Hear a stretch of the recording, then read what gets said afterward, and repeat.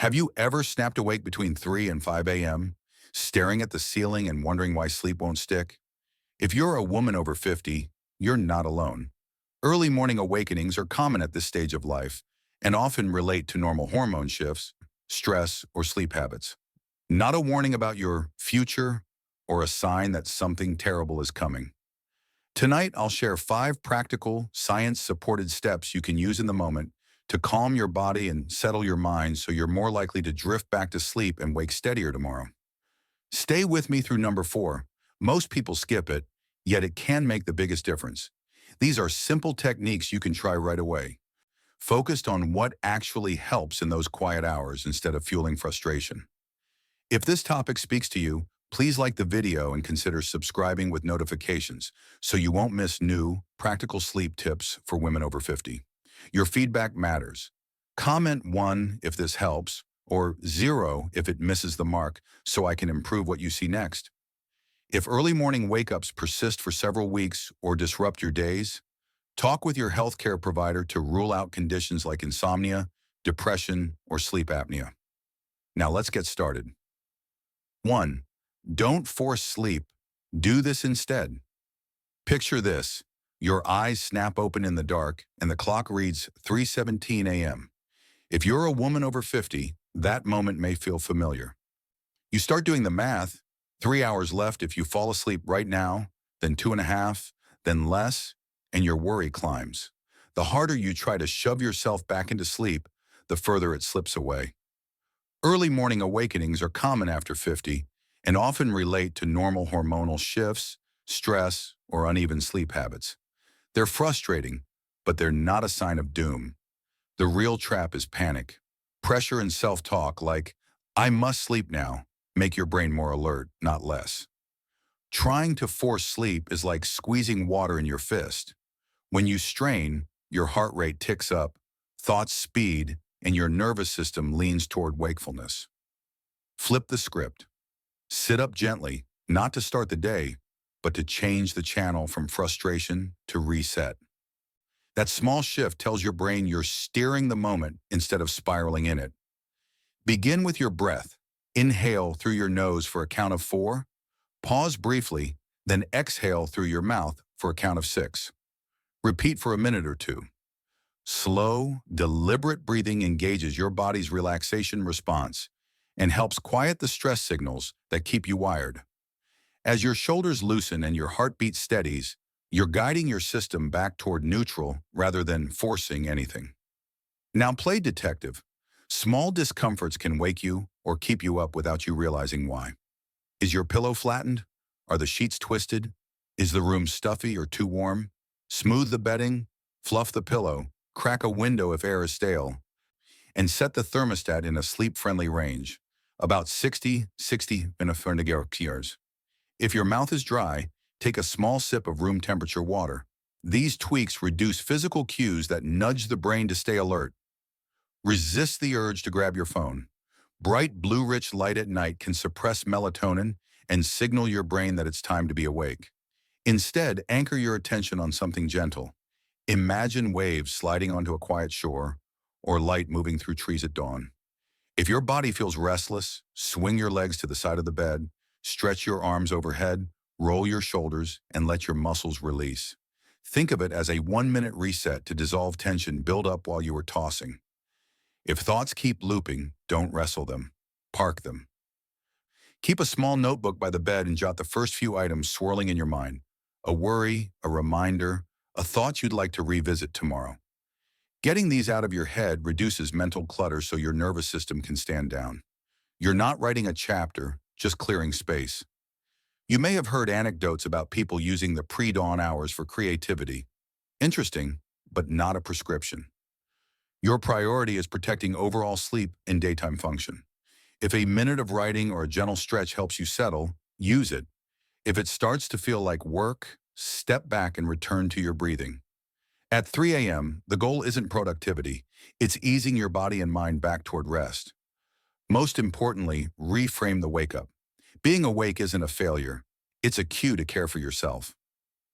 Accept the moment, breathe, make yourself comfortable, and let sleep return when it's ready. Practiced consistently, this calm routine teaches your nights to feel safer and quieter. If this resonates, let me know you're here. Comment 1 if this helped or 0 if it missed the mark, and share what you changed so the next video serves you better. For more practical, science-based sleep tips for women over 50, consider subscribing and turning on notifications so you don't miss what's next. Now let's move forward. 2. Hydrate, but do it smartly. It's 3:47 a.m. and something feels off. Your mouth is dry, your legs feel twitchy, or you're oddly overheated even though the room is cool. If you're a woman over 50, mild overnight dehydration can nudge you awake. We all lose a bit of fluid through breathing and perspiration during sleep. That parched, unsettled feeling is your body asking for a gentle top-up, not a flood. Skip the fridge cold shock. Chugging ice water can jolt a sleepy stomach and make you feel more awake. Reach instead for room temperature or slightly warm water and take a few small sips. Keeping a modest bottle or glass at your bedside helps you rehydrate without turning it into a full trip to the kitchen or overfilling your bladder. The goal is comfort and calm, not volume. Plain water is usually all you need. Despite what you may hear, most people don't lose enough minerals overnight to require adding salt to their water. Extra sodium can raise blood pressure, which matters even more after 50. If you sweat heavily at night due to hot flashes or a warm bedroom, you can discuss electrolyte options with your clinician, but choose low sugar, low sodium choices and use them sparingly. A squeeze of lemon is fine for taste, though it won't meaningfully change your mineral balance. It may simply make those sips more pleasant. If your mind is buzzing along with the dryness, a small cup of decaffeinated, lightly brewed chamomile can be soothing. Chamomile contains calming compounds that may help with relaxation, and the gentle warmth can ease you back toward rest. Keep it mild and caffeine-free, and be mindful if you have ragweed allergies or take medications that may interact. When in doubt, check with your healthcare provider. Sip slowly so you don't fully wake your digestion or trigger another bathroom trip. Why does smart hydration help? Even a modest fluid shortfall can make your heart work a bit harder, interfere with temperature regulation, and contribute to muscle cramping or restlessness. Subtle cues that keep the brain on alert. Small, steady sips ease those signals without overstimulating your system. Think of it as nudging your body back to neutral rather than flipping a switch. So the next time you wake up dry or fidgety, don't guzzle and hope. Take a few warm or room temp sips, adjust your bedding or thermostat if needed, and let the comfort cue your nervous system to settle. It's a tiny ritual, but practiced consistently, it turns a bleary interruption into a quiet reset, one that respects your body and supports better sleep the rest of the night. 3. Check your emotions. It might be a signal. It's 4:12 a.m., and it isn't just grogginess tugging you out of sleep. There's a weight in your chest, a restless hum under the surface, a vague ache you can't quite name. Maybe your mind is already replaying a tense conversation from yesterday or bracing for tomorrow's to-do list. If you're a woman over 50, this can feel frustratingly familiar. Here's a useful reframe. Early morning awakenings often have an emotional driver. Stress, worry, and rumination can nudge the brain into alert mode when the house is quiet and distractions fade. You may have heard traditional ideas that link the pre-dawn hours to certain organs or emotions. Interesting as cultural context, but modern medicine explains these wake-ups more simply. Heightened stress and mood changes can fragment sleep and make awakenings between 3 and 5 a.m. more likely. At night, the brain tends to amplify concerns you could push aside during the day. The goal is not to argue with your feelings at 4 a.m., it's to give them a safe, brief outlet so your nervous system can settle. Start by checking in, gently. Sit up a little and support your back with a pillow. Ask yourself, what's actually on my mind right now? What keeps looping? Don't force clarity. Let the first thoughts arrive as they are, neat or messy. Then get them out of your head. Keep a small notebook on your nightstand and write 3 short lines. 1 worry, 1 task for tomorrow, 1 feeling you're noticing. This isn't about solving anything, it's about unloading. Moving thoughts to paper lightens the cognitive load that keeps the brain on alert and makes room for sleep to return. Pair that with a simple breathing sequence. Inhale through your nose for 4 counts, pause briefly, and exhale through your mouth for 6. Repeat 5 slow rounds, extending the exhale cues, the body's relaxation response, lowering arousal and easing you away from fight or flight. If it helps, add a quiet phrase on each exhale, something like, "I can set this down for now." You're not dismissing the feeling. You're postponing action until morning, when you'll have better energy and perspective. If your chest still feels tight, add a small physical release. Roll your shoulders forward and back, unclench your jaw, and soften your hands. Emotional tension often lands in the body. A few seconds of gentle movement invites those muscles to stand down. Keep the lights low and avoid screens so you don't signal your brain to wake fully. Journaling and paced breathing are modest tools with meaningful impact. Expressive writing can reduce stress and nighttime rumination, and slow, deliberate breathing helps steady heart rate and muscle tone, conditions that support drifting off. None of this is a cure-all, but together they're reliable levers when the night feels heavy. Remember, the aim at 4 a.m. isn't a breakthrough, it's containment. Acknowledge what's real, capture it briefly on paper, breathe it down, and let the night be night again. If early morning awakenings and low mood persist for weeks or begin to affect your days, talk with your healthcare provider. Conditions like insomnia, anxiety, depression, or sleep apnea are treatable, and getting help is a strength, not a failure. Next time the clock glows somewhere after 3 and your heart feels full, try this small routine. Name it, note it, breathe it down. You may be surprised by how much lighter you feel and how much easier it is to fall back asleep. 4. Move gently, reset your body. It's 4:23 a.m., and the clock's steady glow feels like it's staring you down. You've flipped from side to side. The sheets are a knot, your neck feels stiff, your legs won't settle, and your mind keeps asking, "Why can't I just sleep?" If you're a woman over 50, this loop can be especially familiar. Here's the trap. Staying frozen in bed while frustration builds often keeps your brain in awake mode. After about 15-20 minutes of tossing, your body is asking for a reset, not a workout, just a calm nudge back toward comfort. Start by changing your position. Sit up slowly or prop yourself against the headboard. That simple shift tells your brain the struggle is over and a reset is beginning.